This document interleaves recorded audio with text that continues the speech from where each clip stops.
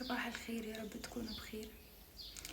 الحقيقة ان انا يعني حاسة احساس وحش قوي، واكيد مش لوحدي. اغلب اللي عندهم امتحانات في العشرة الاواخر في الفترة دي حاسين بالعجز. يعني انا حاسة بالعجز بجد، اللي هو انتوا كان في ايديكوا تأجلوها لبعد العيد، تقدموها. يعني العشر ايام دول يعني من اسمن الايام في شهر رمضان. يعني دي الايام اللي بنودع بيها رمضان. لو حد قصر طول الشهر بيحاول على قد ما يقدر في العشر ايام دول ان هو يرجع ينتظم، او عشان بيبقى حتى في صلاة تهجد. خلاص بنودع رمضان. ليه اكون انا في الوقت ده في حين ما في ناس بتصلي تراويح وفي ناس بتصلي تهجد وفي قراءة قرآن وفي ساعات نقعد ندعي فيها؟ انا قافلة على نفسي وقاعدة بذاكر عشان عندي 8 ايام امتحانات ورا بعض ورا بعض. بس في حاجة بقى ممكن نتعلمها في الوقت ده، هي انه ازاي نقدر نتحكم في نفسنا، ازاي نقدر نيجي على نفسنا او نحط نفسنا في زون اللي هو احنا هنتنازل عن حاجات عشان حاجات اهم.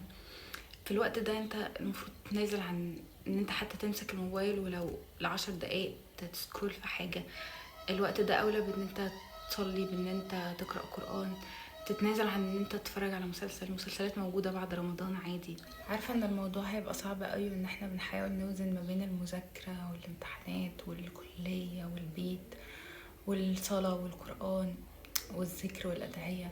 كل الحاجات دي هتكون صعبة قوي، بس كل حاجة بسببها وربنا عارف. يعني حتى لو انت قصرت في حاجة في اي جانب من الجوانب، ربنا عالم باللي فيك وعالم بنيتك. بس الفكرة انه احنا يعني هنحاول نيجي على نفسنا بقدر الامكان، علشان دي ايام ما تتعوضش، بجد ايام ما تتعوضش، وفرصة بتروح وما بتجيش غير كل فين وفين. رمضان دايما بيكون توقيته متفصل بالثانية، مع فقدان اخر ذرة طاقة جوانا، مع تقصيرنا مع شتاتنا، مع تقصيرنا مع ربنا وتقصيرنا في الصلاة وفي كل الحاجات دي. بيجي يربينا، بيجي يظبط كل حاجة، بيجي يظبط نفسيتنا ويظبط علاقتنا بربنا وينظم لنا حياتنا. رمضان فعلا بيغير كل حاجة، فلازم ان احنا نستغله. ما ينفعش نعدي الشهر ده بأي شكل من الأشكال. خلاص احنا حطينا في ظروف معينة، احنا غصب عننا هنتكيف مع الظروف دي، بس ما ينفعش نيجي على حاجة في رمضان عشان ده شهر هيروح مش هيرجع. وان شاء الله ربنا يتقبل ويوفقنا جميعا، وربنا عالم بكل اللي جوانا وكل الطاقة المبذولة. ربنا عارف طاقتك، وعارف انت قدمت ايه وقادر على ايه. ربنا كريم جدا والله. حبيت اقول لكم الكام كلمة دول عشان انا يعني حاسة ان انا حزينة جدا على الوقت ده، ان هو انا حاسة ان في وقت بيضيع مني. انا كنت ممكن استغل ال10 ايام دول بشكل احسن من كده، بس على قد ما اقدر بحاول، والله بحاول فعلا وربنا شاهد. احنا دلوقتي الساعة 9 وانا عندي امتحان الساعة 11. قررت اخدكم معايا في اليوم النهاردة عشان تشوفوا انا يومي مشي ازاي في ال10 ايام دول، او يومي بيمشي ازاي. ازاي بوازن ما بين الامتحانات والصلاة والنوم والاكل وكل حاجة. اليوم للأسف بيكون تقيل ومش بنام عدد ساعات كافية. يعني غالبا في ايام بطبق فيها برجع انام شوية بعد الفطار، قبل الفطار سوري. مش بنام كويس، مش باكل كويس، مش بقعد مع اهلي، مش بخرج.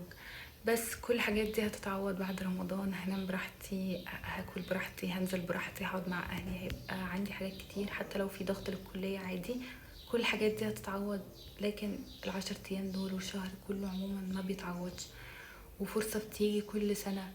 فأتمنى ان كلنا نستغله بشكل كويس وربنا يتقبل وما تزهقوش مني، وكملوا الفيديو للآخر.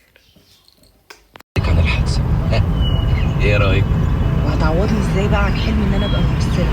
ما انا قلت لك ده ولا بالحراره، لو زنقت منك هتفتكري او هي الحاله النفسيه. في نوعين من اتزان، اتزان بالغذاء واتزان بالهواء المحيط.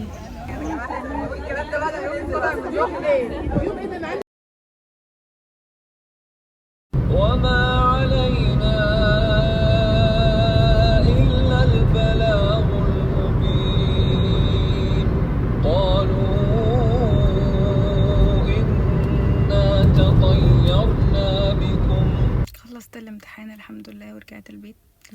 شويه لسه مطلعتش.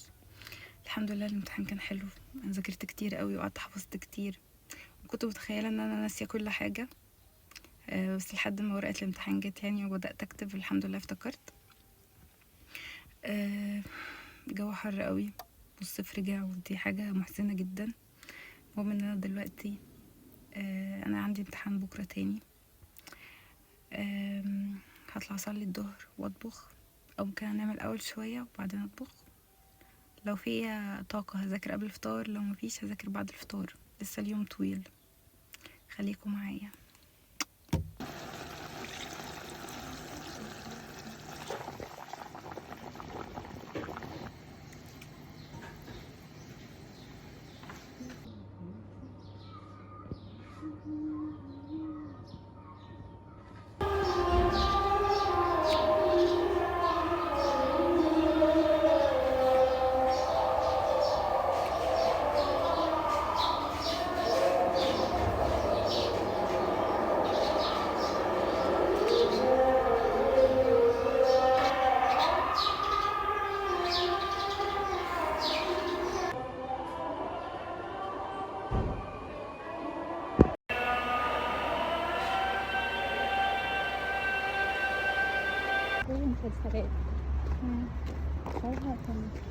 فلما رآها تهتز كأنها جان ولا مدبرا ولم يعقب.